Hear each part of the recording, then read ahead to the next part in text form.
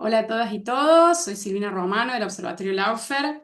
Estoy muy contenta y honrada de tener con nosotras hoy a nada más y nada menos que a Adriana Salvatierra. Ella, ustedes la conocerán porque fue senadora por el gobierno del MAS entre 2014 y 2019 en Bolivia, pero nosotros en el Observatorio Laufer la conocemos también porque es una de las mujeres que se ha puesto desde hace varios años ya a investigar específicamente el tema del Laufer, y tal es así que hizo una maestría en la Universidad Nacional de San Martín en Argentina sobre este tema. Se tituló El impacto del Laufer en la democracia en América Latina, así que me parece que no hay nadie más pertinente para hablar sobre el tema de Laufer en Bolivia hoy. Gracias, Adri. ¿Cómo estás? ¿Cómo estás, Sil? No, muchas gracias. Gracias por el espacio y la presentación y también te, te devuelvo el cariño, el afecto, la admiración y también me siento honrada de compartir este espacio contigo porque gran parte de la tesis precisamente la construimos en base a lo que tú has ido labrando, diseñando, construyendo, investigando y eso ha sido la base también de muchas de nuestras investigaciones. Entonces, siempre te reitero también el agradecimiento y la admiración. Bueno, mira, la audiencia sabe que ya hace, yo diría un par de años, ya estamos en un escenario muy complicado en Bolivia, muy tenso, y tanto desde el observatorio como otros organismos internacionales, incluido en su momento el Grupo de Puebla, eh, hemos manifestado nuestra preocupación por un proceso de persecución política por la vía judicial en Bolivia, con unas características particulares. Y yo ahí ya me voy de lleno a la entrevista y te pregunto, ¿consideras que existe el Lawfare en Bolivia? Y si es así, ¿por qué? Bueno, claramente lo considero. Creo que nosotros empezamos a denunciarlo y esto guarda relación con la ruptura al interior del movimiento al socialismo entre Evo, que decidió en 2022 marcar una distancia con el gobierno nacional. Diferentes motivos. En la práctica, y ya lo vemos con el pasar del tiempo, o sea, quizás a veces es muy odioso decir, vieron que teníamos razón, pero es verdad, vieron que teníamos razón. Cuando Evo en 2022 advertía que existía un fuerte deterioro de la economía por falta de movimiento económico, porque no se estaban tomando a tiempo decisiones oportunas que garanticen eh, la participación del Estado en la economía, con los años hemos visto que en términos de percepción de recursos, de generación de ingresos, en términos de dinámica económica, el Estado boliviano ha cedido paso, ha contraído su participación en la economía y donde deja de participar el Estado, empieza a participar el mercado.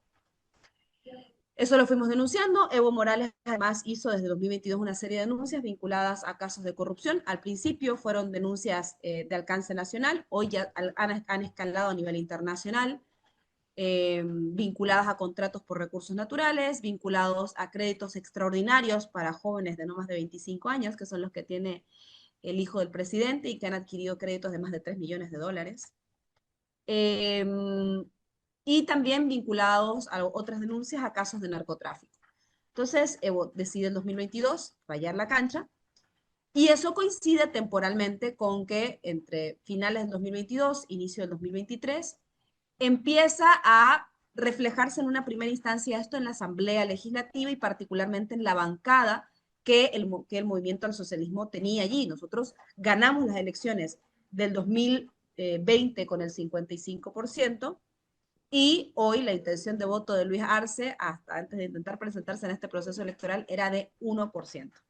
Entonces, de 55 a 1, como dice la desafortunada frase de Macri, pasaron cosas. Se desarticuló el modelo económico, se destruyó la economía. En paralelo, se produjo tal cual las características del Lawfare, y aquí lo empiezo a engranar todo, un encumbramiento del órgano judicial que empezó a mutilar las atribuciones de la Asamblea Legislativa, a impedir los procesos de fiscalización a través de las interpelaciones, que empezó a pausar el trabajo de la Asamblea Legislativa para elegir a las nuevas magistraturas que tenían que cumplir un nuevo periodo constitucional, había culminado su periodo constitucional de 6 años, la Asamblea tenía que realizar ese proceso y los magistrados que estaban, del órgano judicial que estaban en funciones, tabeaban todo el tiempo las convocatorias hasta que finalmente ellos, a través de una sentencia judicial, deciden autoprorrogarse en el cargo. Algo inconstitucional, porque la Constitución deja claramente establecido que el periodo de mandato de las altas magistraturas del órgano judicial son 6 años. Y a partir de la justicia empezaron a dirimirse elementos de la vida democrática del país. Por ejemplo, quién era el presidente del MAS-IPCP. Con una serie de chicanas jurídicas, finalmente le entregaron a través de una sentencia judicial el MAS, la Dirección Nacional del MAS-IPCP, la presidencia del MAS-IPCP, el partido histórico que ha presidido Evo Morales, se lo entregaron a un militante que no lo conocíamos, pero que fue puesto allí por el gobierno nacional, que fue puesto allí por Lucho Arce. Entonces, esa fue una primera, en el checklist de características del lawfare, tienes en primera medida el encumbramiento del órgano judicial. Luego, como el órgano judicial empezó a dirimir elementos democráticos, ¿no? A quién le pertenece el partido o quién es el presidente de ese partido, quién participa en las elecciones, con qué instrumentos se participan en las elecciones, y cuando uno mira en perspectiva, han emitido luego 3 sentencias judiciales desde el propio Tribunal Constitucional, máximo intérprete de la Constitución, para impedir la participación electoral de Evo Morales, para entregarle la presidencia del MAS-IPCP a Luis Arce y para que cualquier partido que se presente en la contienda electoral con el respaldo de Evo Morales sea impedido de participar. Y eso sucedió con 2 partidos, con PANBOL y con Frente para la Victoria. Entonces, el órgano electoral empieza, el órgano judicial, perdón, empieza a encumbrarse, a tomar decisiones que deberían ser tomadas por la vía democrática, empieza a romper la lógica de la independencia de poderes, vulnerando atribuciones de la Asamblea Legislativa, del órgano electoral. Y luego también está este tema en el que tú has sido muy recurrente, que es el manejo, pero quirúrgico, del timing político de las cosas. Y la articulación con la corporación mediática para que todas estas sentencias tengan un respaldo en la opinión pública, como tú siempre lo has dicho en algunos artículos, manufacturando el consenso, eh, haciendo o construyendo un consenso de proscripción política contra Evo Morales y contra cualquier espacio que construya Evo Morales. Eso ha arrastrado a tal nivel de deterioro democrático que hoy tenemos elecciones donde Evo Morales, quien claramente encabezaba la preferencia electoral, le han impedido participar en este proceso electoral. Y hoy tenemos elecciones donde nadie supera siquiera el 20% de intención de voto. Estamos hablando de que el MAS, que durante 14 años, desde el 2005 hasta el 2019, siempre ganó todas las elecciones en primera vuelta por superar el 50%, hoy, al destruirse como espacio político, con esta crisis económica además y con esta destrucción de la participación democrática, ha perdido tal nivel de legitimidad que el candidato del MAS, que es el candidato de Luis Arce, que es el ministro de Gobierno, apenas tiene 2% de intención de voto, de 55 a 2%. Entonces, yo creo que ese conjunto de características en el checklist de qué es lawfare están todas insertas en eso, por supuesto con particularidades bolivianas. Sí, justo te iba a preguntar eso, porque mucho se habla de el Lavallato en Brasil, la persecución en Ecuador se habla menos, pero sabemos que es muy cruel y digamos hasta por el momento la más persistente en el tiempo y la más efectiva para la despolitización y la desintegración del Estado en Ecuador. Es lamentable.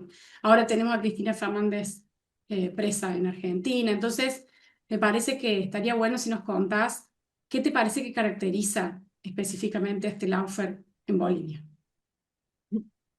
Yo diría 2 cosas.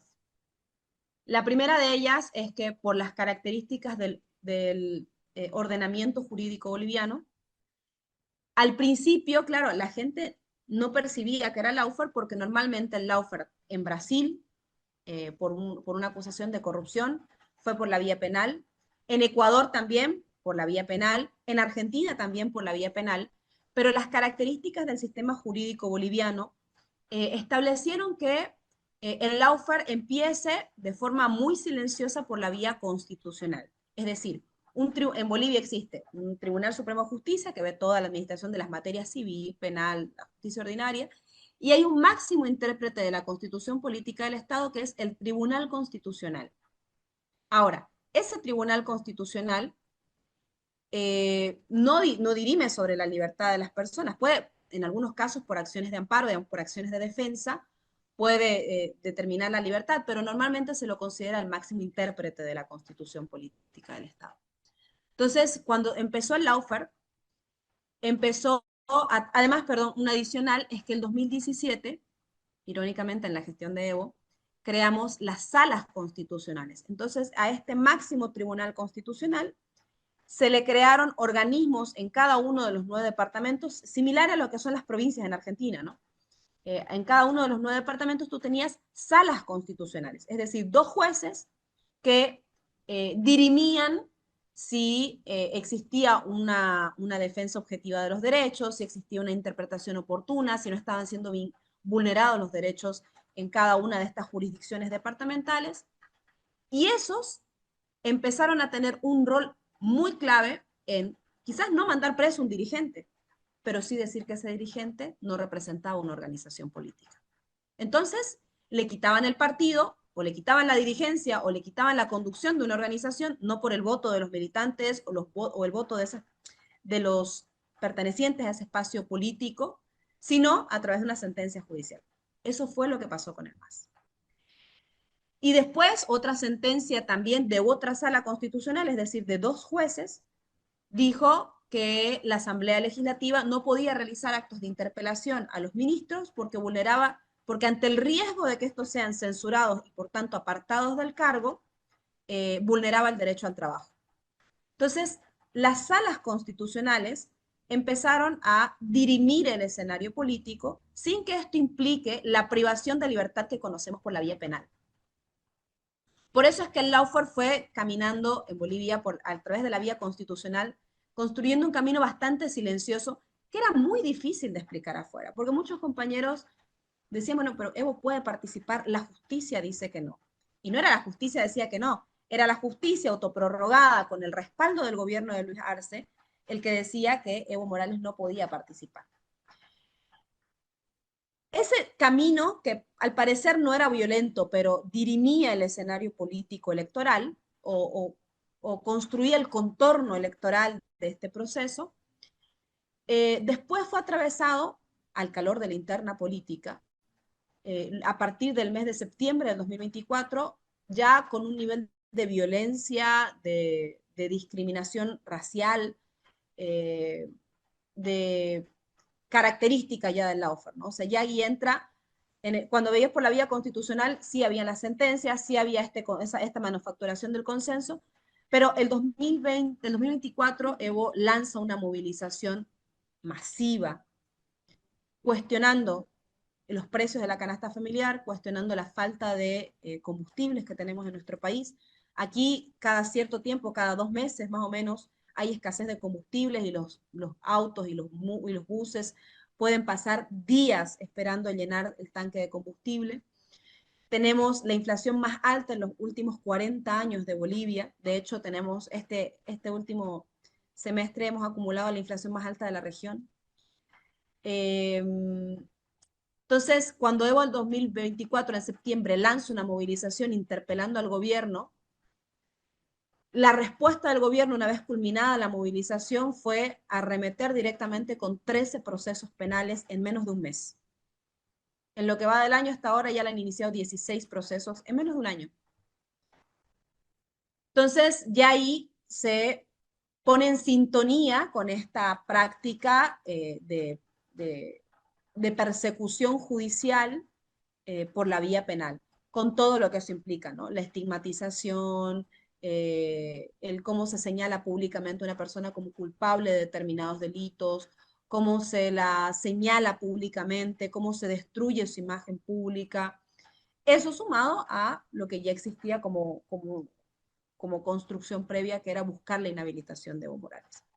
Entonces, yo creo que esas dos han sido las características. O sea, uno, ir silenciosamente por esa vía constitucional que no se vio en los otros países, y finalmente esta vía violenta Pero en el caso, por ejemplo, de Cristina, o sea, en el caso de Cristina, fue tal el nivel de legitimación de violencia que vino una persona y la encañonó.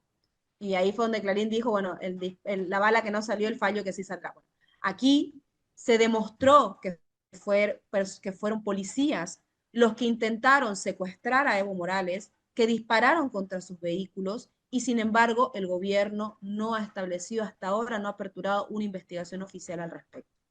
Entonces, hay un peldaño avanzado en los niveles de violencia y de discriminación que yo creo que guardan relación con la característica indígena de Evo Morales. Justamente cuando nosotras en el observatorio empezamos a seguir esto y lo vimos con claridad, el tema de la persecución, nos preocupó la escalada inmediata de violencia, o sea, de odio, violencia, y que veíamos que no había ninguna barrera. Empezamos a ver, digamos, no solamente esto que mencionás vos, ¿no? De la cantidad de demandas judiciales que es tan característico, sino después con el atentado y la falta de accionar del gobierno realmente, porque además fue represión de la protesta social directamente, no solamente contra él. Entonces, es un caso que nos conmovió y bueno, tiene muchas contradicciones y por eso para nosotros es importante que una voz como la tuya salga y se proyecte mucho más. Quería preguntarte cómo ves vos este proceso a la luz del golpe de Estado. ¿Tú crees que ha tenido, digamos, que es como un efecto colateral del golpe de Estado, que ese golpe de Estado preparó el terreno para esto? El golpe de Estado estamos hablando del 2019, ¿no? Perdón, ¿me repites la pregunta? Si consideras que el golpe de Estado eh, es un precedente de esto o allanó el terreno para este proceso de lawfare por la vía constitucional. ¿Cómo lo ves vos? Es parte de un mismo proceso por dos razones. La primera de ellas es que eh, yo creo que con el golpe de Estado se le intentó poner un freno a un gobierno que en la región estaba, y esto lo escribió también Álvaro García, estaba dando línea en torno a la industrialización de los recursos naturales estratégicos por parte del Estado. Yo leí un artículo de él que decía que esto era un golpe principalmente basado en la disputa por el litio. ¿Y por qué? Porque Bolivia hasta el 2019, mientras el resto de los países de la región se enfocaban solamente en la extracción industrial de carbonato de litio, que finalmente es materia prima, Bolivia estaba dando pasos mucho más avanzados con el gobierno de Evo Morales, con un impulso estatal de fortalecer el proceso de investigación y avanzar con plantas piloto para fabricar materiales catódicos, que es un paso previo a las baterías, y también baterías de ion litio. Estas dos plantas piloto las inauguramos en el 2014 y el 2017. Hasta el 2019 nosotros estábamos a la vanguardia a nivel regional en insertar a nuestro país en la participación, en la cadena de valor del litio. Con el golpe de Estado eso se interrumpió hasta el día de hoy. Yanina Áñez paralizó la construcción de la planta de carbonato de litio y Lucho Arce desestimó la tecnología de extracción de carbonato de litio por evaporación. Prometió el 2021 que íbamos a tener extracción directa de litio, que es una nueva tecnología, que prometía que el trabajo que se hacía en meses se reduzca a días. Finalmente no tenemos nada de eso. Y hoy nos hemos enterado justamente el día de ayer que Marcelo Claure, que es un empresario boliviano, es el boliviano más rico es el boliviano más rico, eh,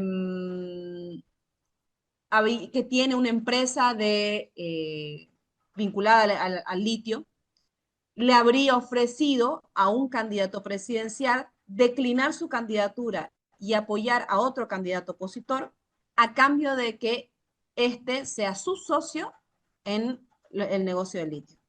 Pero además de eso, el otro rol la otra situación que había sucedido es que el candidato de la oposición con mayor intención de voto vino desde Argentina para reunirse con el socio de Claure en el departamento de Santa Cruz.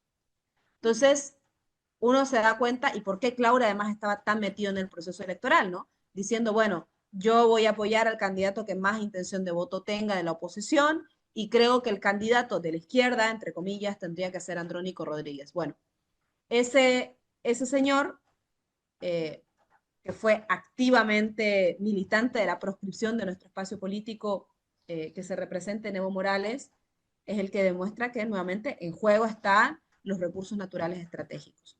Porque la destrucción de la economía ha llegado a tal punto en el que se empieza nuevamente a germinar opciones más liberales, digamos, vinculadas a la privatización de las empresas públicas, a reducir el déficit fiscal, mutilando las empresas productivas del Estado, eh, a levantar las subvenciones y la participación del Estado en la economía para deshacerse de ese rol de estabilización de la economía.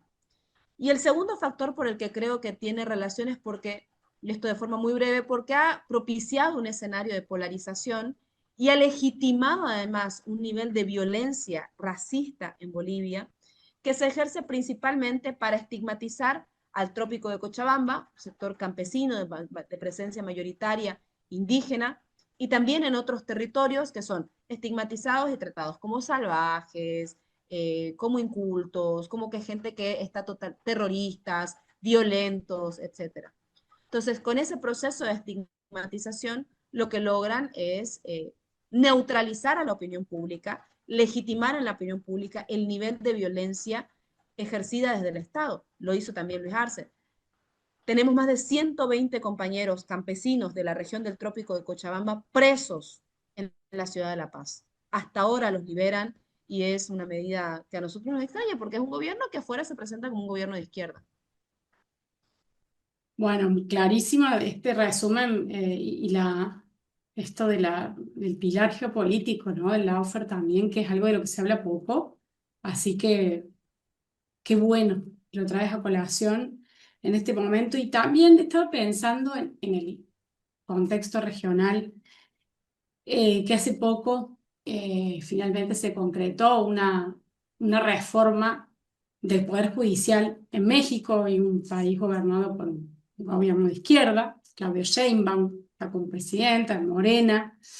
Y quería preguntarte, digamos, justamente a la luz de esto, que es un experimento, ¿no? En México es un experimento muy novedoso. Pero está el caso de Bolivia.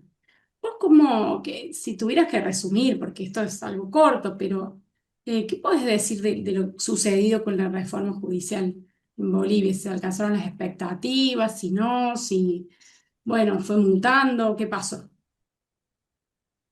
Yo si algo pudiera decir a la luz de lo que vivió Bolivia en este proceso de que nosotros fuimos pioneros en elegir las altas autoridades judiciales, yo creo que no vale la pena realizar reformas tímidas.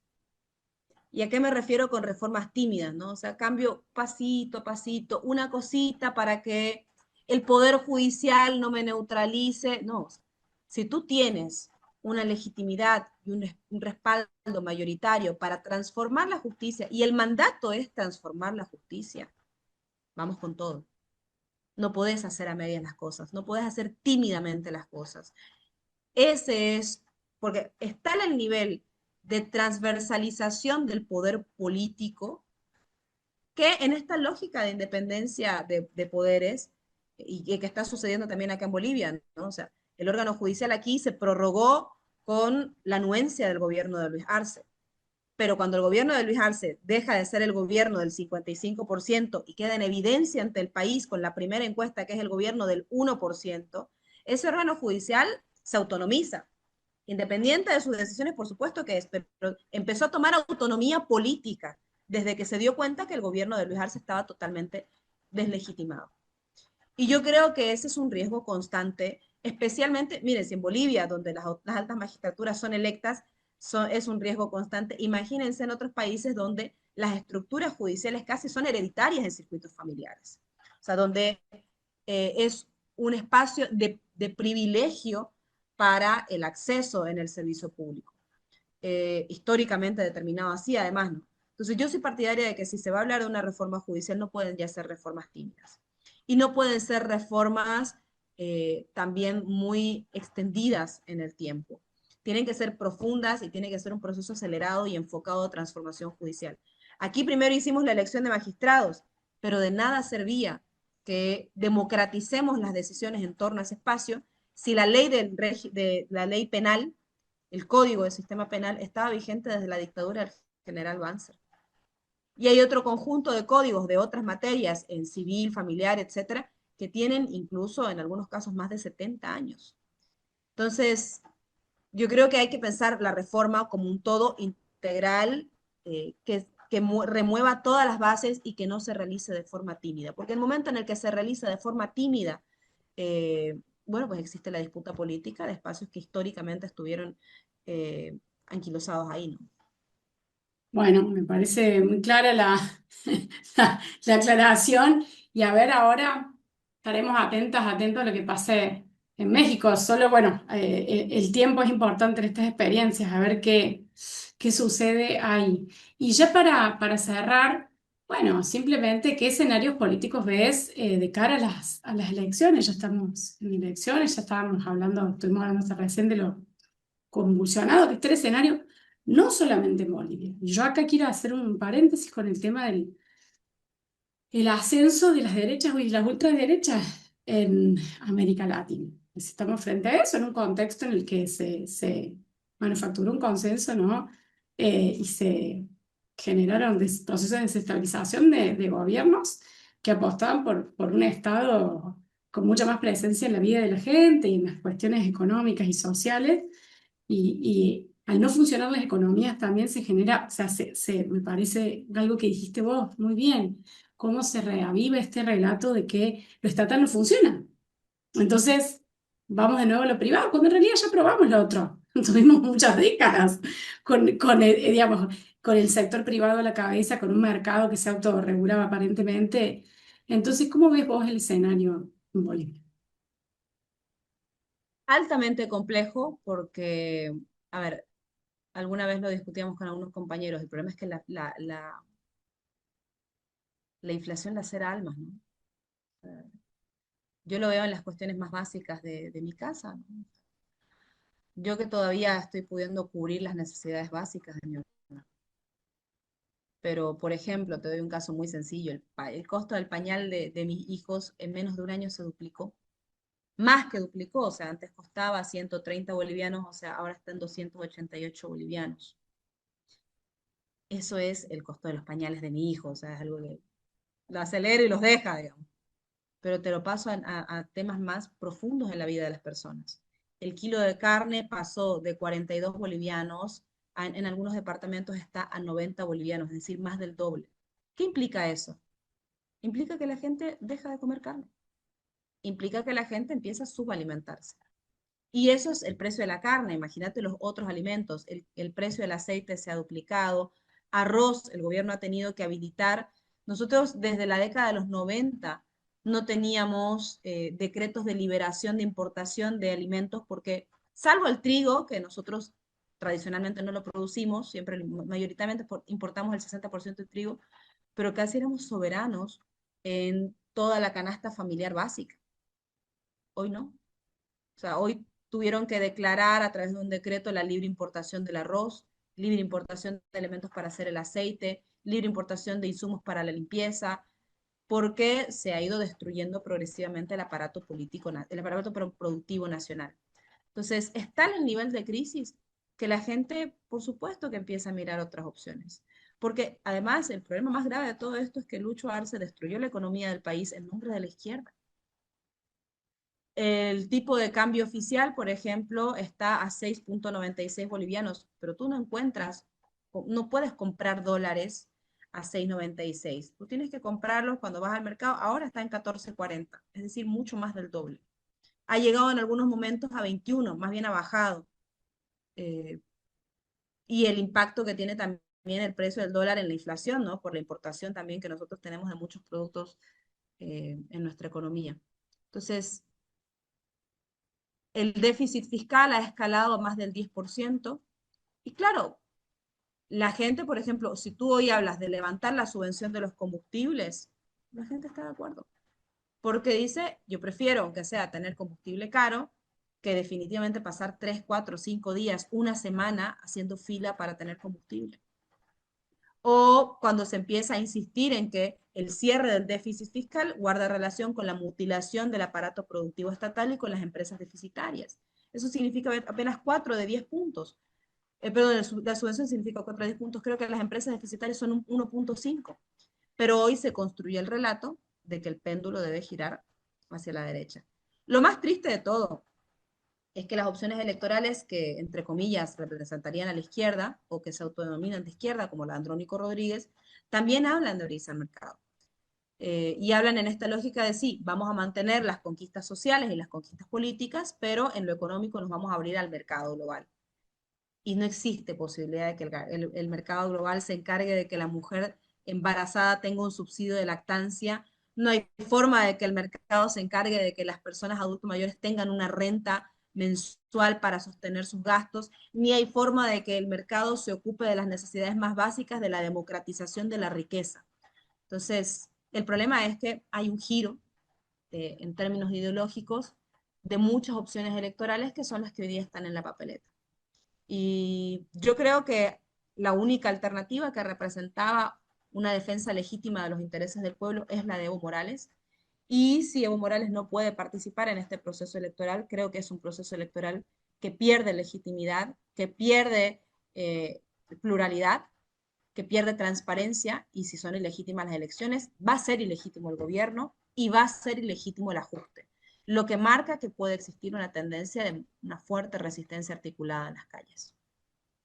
Bueno, ahí me parece que justo esta frase resume el objetivo del Laufer, que me parece uno de los más importantes en términos políticos, que es la inhabilitación de candidatos y candidatas. Es decir, al final le quitan a la población de Bolivia la posibilidad de votar a quien querría votar, digamos, y bueno, lo estamos viendo. Es decir, nos sigue sorprendiendo porque cuando pasó con Lula fue como un escándalo, pero después se repitió y esa proscripción, bueno, Rafael Correa sigue en Bélgica, ahora Cristina está proscripta, está presa.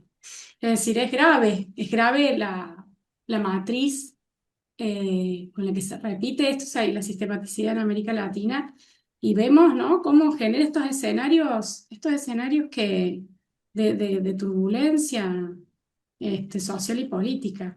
Así que yo te agradezco mucho, Adriana, por tus palabras muy, muy esclarecedoras. Era muy necesario un momento para conversar sobre esto. Muchísima gente nos ha preguntado, ¿pero qué pasa en Bolivia? No entendemos. Bueno, y me parece que esto es un gran aporte.